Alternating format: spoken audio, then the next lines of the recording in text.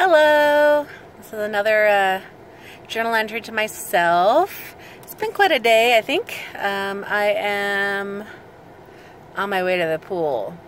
So one of the cool things about having been overweight and falling is that I have access to a hot water pool therapy location where I have these exercises I can do, and it's like pampering. It feels like I've pampered myself. And so I haven't been there in a week or two. It was just really not cool. For whatever reason, just haven't, but I've been noticing that when I do go, it helps my joints, but it helps the internal bone pain that I tend to feel lately. So I am not driving, in case anyone's wondering. In fact, I'm going to take off the belt to prove it. So it's been a rough day, I have to say. Coming off of certain medicines over the last 3 weeks has not been fun, but I thankfully have some tools in my toolbox for after surgery. But what I discovered, like, holy cow. So if someone puts you on antidepressants, you think, oh yay, miracle drug, and it was there to help me with my infertility journey, and then I wanted to go off of it, but it was an appetite suppressant, so why would you do that? Why not just keep taking it? But that, in addition to the medicine for fibromyalgia, the Cymbalta, I don't recommend. I may be anti-medicine by the time I'm done here, because the last 3 weeks have been really hard. Emotional incontinence is not a joke, and I am one who likes to feel in control of myself. So anyway, tryptophan. There are a couple other things that you can take as a supplement that help the serotonin levels, which hopefully will help me in this adjustment period as I'm no longer taking those medicines. No more Cymbalta as of today. Well, no, Tuesday. And then Wellbutrin will be gone soon. So anyway, it may be TMI, but I just found it pretty enlightening. My doctor had said something to the effect of a couple things I'd never heard of to help, like more natural version of helping the serotonin issue. But I also think that's why I've been so motivated. It's like I'm back. It's me. I'm here. Like, where have you been? You know, when I mentioned how easy it was just to go through and tidy up my house, it's like I was totally driven and focused and ready to get her done. And I feel like the last 10 years I've been in just some sort of like fog? Schmog. I think it's more like smog. Worse than fog. But you can still kind of breathe in it. So anyway, today I decided that I wanted to, you know, challenge anyone in this journey, including myself, to look forward to the things that you cannot do right now, and the goals.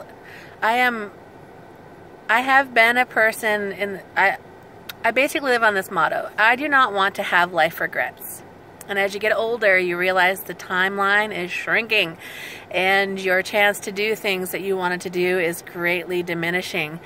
Maybe not as fast as you might think, but you know, we blink our eyes and a year's gone, you know. And so I want to get back to the Torres del Paine, and if you've never heard of it, it's in Chile, and we stumbled across Chile because we were scheduled to go to Brazil, and then the Zika virus was this, you know, big thing, and we hadn't decided whether we would continue fertility treatments, so we wanted to play it safe, but we'd already gotten our visa. So long story short, we landed in Brazil, did everything we could in one 24-hour whirlwind, and then hopped on a plane and went to Chile.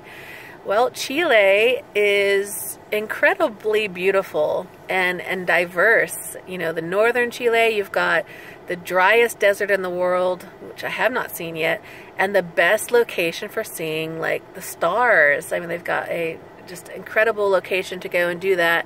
And then you have the middle of the country, central Chile, which is where we landed. And you can go to the vineyards, and the weather, the climate is incredible, and it's wonderful, and it's vino, and it's great. And then you go to southern Chile, which is where we went, the most southern tip of Chile, which I think is the southernmost tip in South America, but don't quote me, because it's been a couple years now, and a little rough on my my facts. But anyway, all I know is I was in the Torres del Paine National Park, and when you rent a car, well, maybe you'll just ride the tour bus, but we rented a car. Make sure it's got big wheels, you know, like 4-wheel drive, something to absorb the shock of the whole time. But prepare yourself for jackrabbits. Prepare yourself to see some of the most beautiful landscapes that God has to offer. And I honestly thought a lot of The Lord of the Rings, and it's breathtaking. So travel. So the things that I've not been able to do in this regard is, in our naivety, the tour book didn't really quite paint the picture of the hike. Really, it's just a trek. Now, let me make that up. It's a trek that I thought was a hike to the top of the Torres del Paine. 4.5 hours up, you know. I laugh, okay. We had, you know, a couple layers. I had a walking stick. I had my little lunch in my over-the-shoulder purse. I, you know, was ready to go.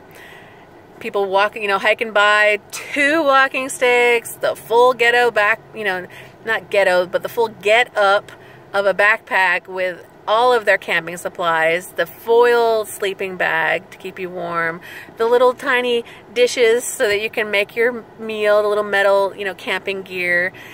Didn't faze me that maybe we wouldn't make it to the top. So we got a luxurious start on our day, and let's just say 4.5 hours up, I had one of those just life experiences where you say to yourself, Lord, are you telling me I need to quit and turn around?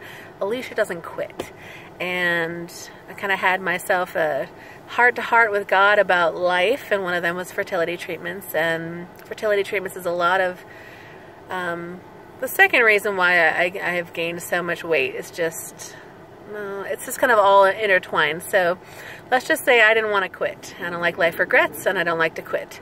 And so 4.5 hours in, realizing we really only have 4.5 hours to get back down before the sun goes down. We didn't bring camping gear. Stupid American, basically. I say that with love. I have only the most love for my country and myself, but I have to say, just having to quit when it got to the point where it was no longer a scary hike over creepy bridges and around steep mountains with no rails and nothing, but it became where you have to literally pull yourself up and climb up the rest of the way. And we're not just talking an hour. It would have been at least a couple more hours, and didn't have it. So that is a life regret that I have at this moment that I fully intend to remedy post-surgery. So this vlog is to remind myself that I have a goal. And it is a goal bigger and better than the most delicious food I've ever eaten. It is a goal that I will be so extremely awestruck when I get to the top. And if you're not really sure where in the world I'm talking about, Google it. Torres del Paine, Torres del Paine. It is the top where you have, there's like, I assume it's a lake, and the water, I mean, all I can think of is it's got to look like a McDonald's mint milkshake. And then there's the mountain range where the glacier used to be, the granite where the great glacier used to be smushed up against. And it's a sight to behold, and it's on the top. I mean, it's the front of the freaking tour book for Chile, so it's not small peanuts here. Peanuts. So, anyway, long story short, this chick is going to transform, and I'm going to embrace again the feeling of strong. I was strong. I think I had mentioned that in my first vlog or whatever. I had reached a point of strong with a personal trainer, and I was feeling healthy, and I had done, let's see, 5K, where I was last. It was a school 5K, and honestly I was last because I let a little kid go by me. I didn't want them to be last. I know. No, I really was. I wasn't last until I chose to be humble. But then I was really last and I had to pee. So the second thing is I did a 10K with my friend Melissa, and that was the turkey trot. And I should have just done 5K and been really rocking it and felt proud, but 10Ks really stretched the mind. But I did finish. I saw the finish line. No one else was there by then. Everyone gone home. But I will finish. And I had the worst Charlie horses in both of my calves. I'm like, I'm going to crawl through this thing if I have to. But I finished. And then the next one that I did in 2014 was a 5K glow. But then I'd had it with being last. So I just had gotten to the point though where with the trainer and becoming strong, I was able to do like really fast walking and then like a jog. And I would just put my earbud in and I would pray for different people in my family for as long as I could run, and then I would walk fast. And I mean, I was dodging around. The mamas in their little strollers, and anyone. I mean, I was not going to be last. And thankfully I wasn't. I was about, I don't know, 5 to 8 minutes behind Melissa and my friend Sarah. So I was very proud. But that feeling of strong, this chick is going to be strong again. And it's, I don't plan to be one of, I don't need medals, I don't think. I don't see myself ever being able to get through a marathon, and maybe I'll laugh at myself later when I've got a whole wall of medals. But what I really want to do is I want to go back to the Torres, and I want to be able to do hard things and see beautiful things. The reward of, you know, getting to the top and seeing something so beautiful. And I think the last thing, so yeah, ask yourself, what is that one thing that you can't do today because of where you've arrived, and where do you want to be? And then, you know, it's our second chance, right? It's a second chance to have a do-over. You know, 39, I want to be in a much better place before I turn the big 4-0, and I want to look forward to the next, you know, 20 to 50 years, 60 years? Do I want to live to 100? That's another thing altogether.